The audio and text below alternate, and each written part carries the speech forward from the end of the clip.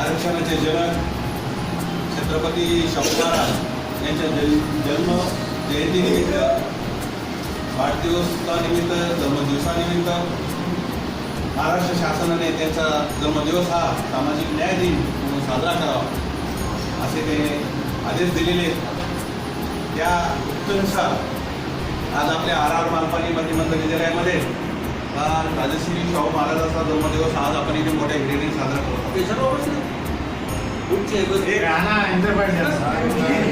दैनंदिन जीवन जगत असताना भरपूर काही अडचणी येतात.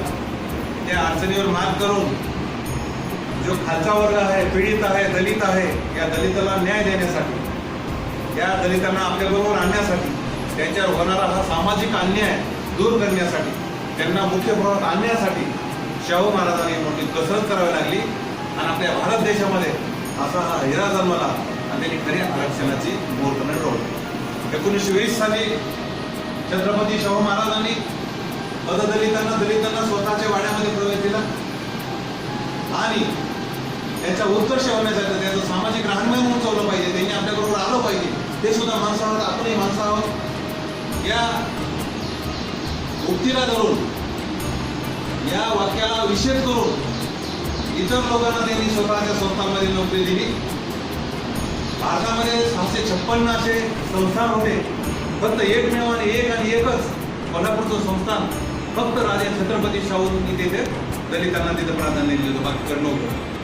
आणि आज भारत सरकारने आणि महाराष्ट्र सरकारने सामाजिक न्याय दिन म्हणून साजरा केला जावा असा आदेश काढलेला आहे. त्या निमित्ताने आपण त्यांच्या इथं त्यांची पुण्यतिथी, त्यांचं जन्मदिवस, जयंती आज आपण इथं साजरी करतो. आणि यामुळं जे आरक्षण आहे, जे पददलित आहे, जे गरीब आहे, ज्यांना कुठेच जागा मिळत नव्हती, ते मुख्य प्रवाहात येत नव्हते, त्यांना सुद्धा आपल्याबरोबर आलं पाहिजे अशी महान विचारसरणी या महान व्यक्तीची होती. आणि त्यांनी जेव्हा डिक्लेरेशन आरक्षणाचं जाहीर केलं त्या टायमाला त्यांच्या घरावर मोर्चा गेला आणि मोर्चा गेल्यानंतर मोर्चेकऱ्यांनी सांगितलं, हो यांना आरक्षण काय म्हणून द्यायचं हे आपल्या डोक्यावर बसते. छत्रपती शाहू महाराजांनी अतिशय शांतपणे त्यांना बोलून घेतलं, बसवलं, त्यांना चहा पाणी केलं. ते म्हणले आम्हाला तुमचं काय करायचं, आम्ही बहिष्कार टाकू. बहिष्कार टाका म्हणले, काय हरकत नाही. त्या कळपातले तबेल्यातले सर्व घोडे सोडले शाहू महाराजांनी आणि जवळपास 2 ते 3 क्विंटल हिरवा चारा त्या तबेल्यामध्ये नेऊन टाकला तिथं मोकळ्या ग्राउंडमध्ये आणि ते त्या लोकांना बघायला सांगितलं, मोर्चेकऱ्यांना. ते तुम्ही बघा म्हणले. ते बघत असताना असा तिथे एक प्रसंग होता की जे मोठे घोडे होते हे लहान घोड्याला मारून जाऊन आपण खात होते. लहान घोड्याला एकाच करही मिळाला नव्हता. आणि हे फक्त शाहू महाराज आणि ते आलेले मोर्चेकरी हे बघत होते तिथे की काय चाललंय.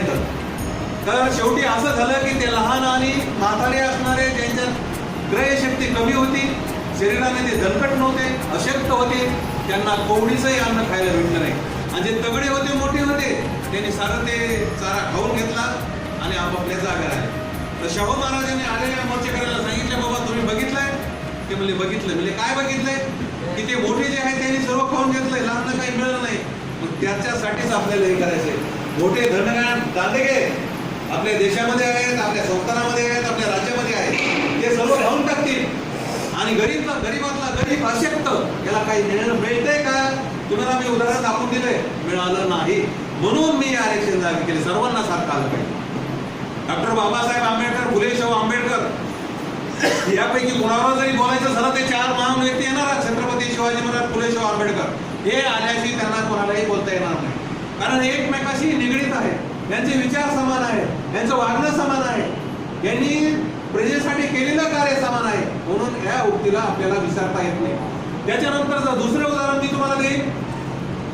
शाहू महाराजांने स्वतःच्या संस्थांमध्ये सेवकाची नोकरी जर कोणाला दिली असेल, जवळपास 1940 ला भारत देश स्वतंत्र व्हायच्या आधी 35-40 ला, तर उत्तम कांबळे नावाचा जो काही महार समाजातला हा व्यक्ती होता आणि त्या टायमाला किती जातीभेद होता. जातीभेद म्हणजे दलितांना गावामध्ये हे नव्हतं, येण्याची परवानगी नव्हती, मुभा नव्हती. यायचं झालं तर तुमच्या गळ्यामध्ये काडकं बांधायला लागत होतं, पाठीला काट्या बांधायला लागत होत्या, बोराट्या बांधून तुम्ही चाललेले तुमचे पावलं पुसून जावे आणि तुम्हाला पुढे धुकायची वेळ आली तर त्या गाडग्यामध्ये धुकावून तुम्ही तुमचं गाडलं तुमच्या घरी एवढं स्वच्छ करावं. अशा प्रकारची वर्तणूक असताना त्या टायमाला शाहू महाराजांनी एका महाजातीतल्या उत्तम कांबळेला, तिथं गंगाराम कांबळेला तिथं स्वतःचे सेवक म्हणून नोकरी दिली. सामाजिक न्यायाची कल्पना काय आहे? न्याय तुम्हाला भेटून जाईल. मी रस्त्याने जात असताना तुम्ही मला मारला आणि मी जर याच्यात पोलीस स्टेशनमध्ये तक्रार केली, पोलीस आले आणि त्याला धरून नेलं, त्याला शिक्षा झाली, मला न्याय मिळाला. पण सामाजिक न्याय मिळाला का? नाही. आता रस्त्यावर जाताना मी कोणाला जर मारलं, त्यांनी माझी कंप्लेंट केली पोलीस स्टेशनला, पोलीस स्टेशन आलं, मला वदडलं, धरून आतमध्ये लोक पण टाकले, न्याय मिळाला. तर सामाजिक न्याय मिळाला का? नाही. तर सामाजिक न्याय आहे काय? का साजरा करायचा? कशामुळे साजरा करायचा? या तीन लोकांना का जोडलं त्यासाठी? तर सामाजिक न्यायाचं एकच उदाहरण मी तुम्हाला देईन आणि माझं हे संभाषण बंद करीन. गंगाराम कांबळेला शाहू महाराजांनी सेवकाची नोकरी त्यांच्या शाळेत, त्यांच्या त्या संस्थांमध्ये दिली. मग संस्थांच्या शाळा होत्या, आरोग्य खातं होतं, PSC होतं, त्यानंतर शेतकऱ्यांच्या काही लॉबी होत्या, चौकट काम करत होतं. ते करत असताना बाकीच्या लोकांना मात्र ते आवडत नव्हतं की यांनी या इतर जातीच्या माणसाला का म्हणून. आणि ते कुठे आलं तो पाणी घेऊन तोच यायचा, चहा घेऊन तोच यायचा. आणि शाहू महाराजांच्या पुढे कोणाची बोलायची हिंमत नव्हती. राजा म्हणजे राजा, शब्द म्हणजे शब्द, तिथं कोणाचं काही चालत नव्हतं. परंतु शाहू महाराज एकदा आंबेडकरांना भेटायला मुंबईला आले असताना त्या चाळीमध्ये, त्या टायमाला पाठीमागे एक किस्सा झाला, एक घटना झाली, एक कहाणी झाली की गंगाराम कांबळे घोड्याला पाणी पाजत असताना त्याचा दुसऱ्या हौदाला हात लागला. दुसऱ्या हौदाला हात लागल्यानंतर तिथले जे सेवक होते ते मराठा जातीचे सेवक होते, याच्याबरोबरच या लोकांचा मिळून मिसळून राहा म्हणून शाहू महाराजांनी इतर लोकांना त्याच्यामध्ये केलं होतं की जेणेकरून आपलं साऱ्याला आपण समानतेची वागणूक देऊ. तो हात त्या हौदाला लावल्यावर त्या ओपनच्या शाहू महाराजाच्या जातीतल्या त्यांच्या पाहुण्यातल्या शिपायांनी गंगाराम कांबळेला बदडून काढले, त्याची पाठ फोडून काढली, त्याची पाठ रक्तबंबळ झाली. आणि जेव्हा शाहू महाराज मुंबईहून आंबेडकरांशी त्यांची हितगुज झाल्यानंतर जेव्हा कोल्हापूरला आले, त्या टायमाला त्याने विचारले, गंग्या कुठे आहे? ते म्हणजे महाराज येत नाही. काय झालं? काही माहीत नाही. कामार काय घेत नाही, माहीत नाही. 2-3 सेवक पाठवले, त्याला घेऊन या म्हणले. त्याला धरून आणलं गंगारामला आणि विचारलं, का रे गंगाराम, तू कामावर काय येत नाही? महाराज मी तुम्हाला सांगितलं नाही, पण माफ करा, मी येणार नाही. अरे झालंय काय? सांगता येत नाही. अरे बोल तरी, सांगता येत नाही. मग शाहू महाराजांना धरून स्वतः पुढे उभा केलं आणि झालंय काय नीट सांग. तर त्यांनी स्वतःचा शर्ट पाठीमागून काढला आणि पाठ त्यांच्याकडे केली. तर त्या गंगारामची पाठ सारी ओळाने अशी लालबुंद झाली, तर रक्तबंबळ झाली होती. कोणी मारलं हे? सांगता येत नाही. का सांगता येत नाही? कारण तुम्हाला बोललो तर नंतर माझ्या अन्याय होईल, परत ते मला मारतील म्हणून मी सांगत. गंगारामचं म्हणतो ते म्हणजे विश्वासात घेऊन शाहू महाराजांनी सांगितले, अरे बोल, कोणी मारलं तुला? महाराज म्हणजे तुमचे जे 2 सेवक आहेत यांनी मला मारलं. का मारलं? का मारलं आता त्यांनाच विचारा. तर त्यांना, का रे बाबा तो यांना का मारलं? नाही म्हणे आपल्या काही वस्तू यांनी चोरून नेल्या घरी. असं कोण म्हणलं? अमुक एक म्हणला.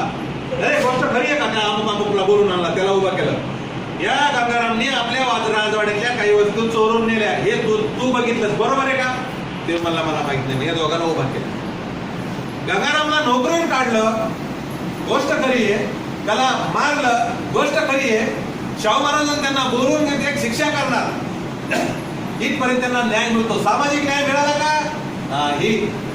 तर त्यांनी सांगितलं तुम्ही का मारलं? तर ते म्हणजे महाराज, या गंगारामचा हात आपल्या दुसऱ्या घोड्याला पाणी प्यायच्या हौदाला लागला म्हणून हा धर्म वाटला. अरे हात लावल्याने तर धर्म वाटत असेल, एवढा कुचका मी तुमचा धर्म असेल तर जाळून टाका त्याला, त्या धर्माला जाळून टाका. हे शाहू महाराजाचं वक्तव्य. त्यांनी मानाखाली घातल्या आणि त्या दोघांना सांगितलं, दुसऱ्या सेवकाला, अरे चाबूक घेऊन ये. चाबूक आणला स्वतः महाराजाने. त्याची जशी पाठ लाल झाली होती, रक्तबंबळ झाली, तशी दोघांची पाठ रक्तबंबळ केली. त्यांना मारलं, फटके मारले. हा मिळाला न्याय. सामाजिक न्याय मिळाला का? नाही. गंगाराम उठला, आपल्या घरी गेला. शाहू महाराज म्हणलं, ये मी आहे, तुला काही होत असेल तर तो म्हणलं मी येणार नाही. का येणार नाही? मला ते पडत. शाहू महाराज बेचैन झाले. अरे आपल्या राज्यामध्ये अशा घटना बघा तर बाहेर किती होत असते. माझ्या वाड्यात, राजवाड्यात, माझ्या घरात या घटना बघा. बाहेर किती होतात हा विचार सुन्न त्यांच्या डोक्याला बसू देणार. परत त्या गंगारामच्या घरी बोलले, अरे गंगाराम ये नोकरीला आहे, माफ करा महाराज, हे येणार.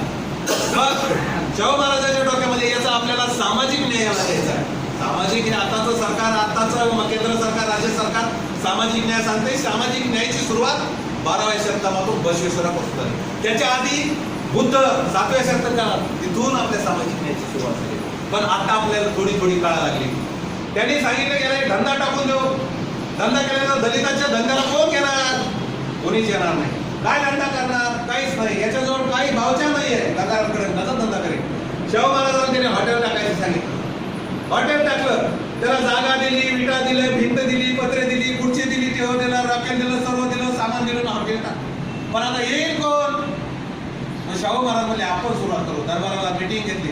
अरे उद्यापासूनचा चहा, भजे, नाश्ता सर्व गंगारामच्या हॉटेलला करायचं. ते म्हणले आमच्याजवळ पैसे नाही महाराज. मी पैसे दिलो, पण सर्व गेले पाहिजे. तुमच्या माहितीसाठी सांगू, त्याच्यामध्ये मराठा आणि ब्राह्मण जास्त होते संस्थांमध्ये. यांची गोची झाली. त्याच्या हाताचं कसं खावं तो महाराजातीतला माणूस, आणि त्यांनी केलेला आपण वाटलेला आपल्याला कसं जमताय.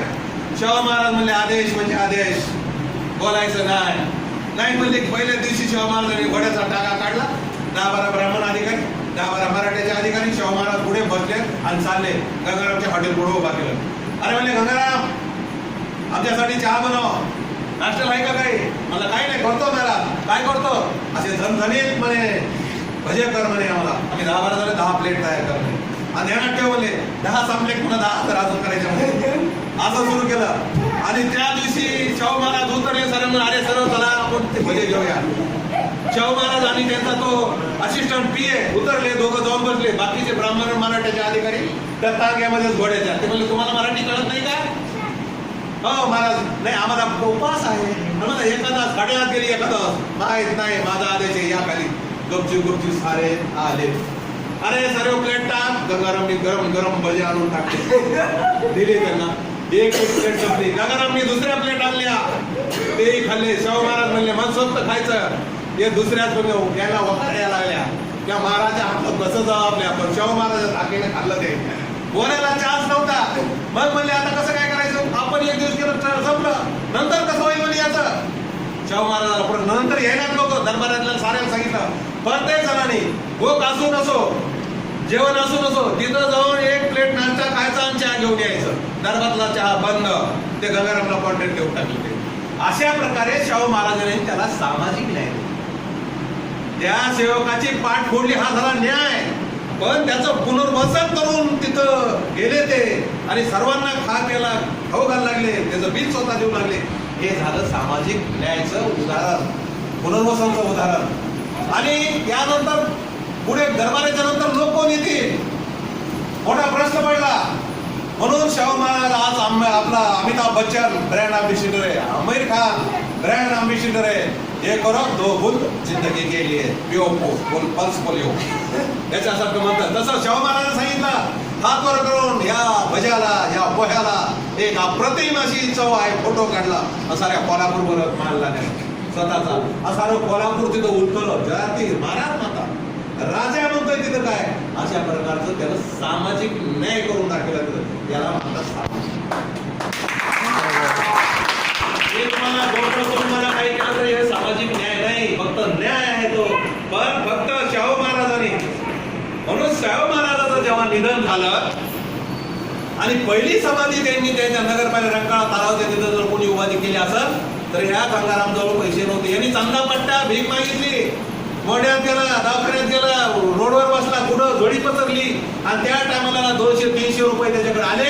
आणि त्या 300 रुपयामध्ये त्यांनी शाहू महाराजांची पहिली समाधी आजही तुम्हाला कोल्हापूरच्या महानगरपालिकेच्या पुढं पहिली गंगारामनी बांधलेली त्यांची समाधी तुम्हाला दिसत.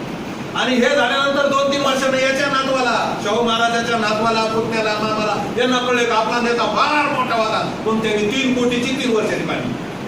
बघा किती मोठा अभ्यास आहे. एका माणसाच्या हृदय शिरल्यानंतर काय होतं. हा मोठा दिलासा देणारा, सुविचार देणारा असा हा राजा. त्याची आजची ही जयंती आज आपण सामाजिक न्याय दिनाच्या माध्यमातून साजरा करतो. आणि तुम्हाला सर्वांना कळावं सामाजिक न्याय म्हणजे काय तो त्यांनी दाखवून दिला. आणि ते खरं आरक्षणाचे जनक ते बाबासाहेब आंबेडकरांच्या आधी आरक्षण कोणी दिलं असेल तर ते शाहू महाराजांनी दिलं असेल. सर्वांची कदर कोणी केली असेल तर शाहू महाराजांनी केलेली आहे. आणि तुम्हाला मला खऱ्या अर्थाने जगवायचं महामंत्र कोणी जर दिला असेल तर तो शाहू महाराजांनी दिलाय. अशा ह्या नेत्याला, महामानवाला, महाविभूतीला मी शतवार नतमस्तक होतो. आणि आज त्यांच्या दिनानिमित्त 2 शब्द बोलण्याची मला इथं सर्व या मान्यवरांच्या वतीनं जे विनंती करण्यात आली, त्यांच्याकडून मला जी सूचना आली ती मी बरोबर मांडण्याचा प्रयत्न केला. आपणही त्यांना नतमस्तक होऊया आणि त्यांनी दिलेल्या सुविचाराला, त्यांनी दिलेल्या शिकवणीला त्या पद्धतीने आपण वागण्याचा प्रयत्न करूया. म्हणून मी इथं माझे 2 शब्द मांडले, आपण ऐकून घेतलं, त्याबद्दल मी सर्वांचं ऋण व्यक्त करतो. आणि शेवटी या महाराजाला नतमस्तक होऊन माझे 2 शब्द. जय शाहू, जय महाराज.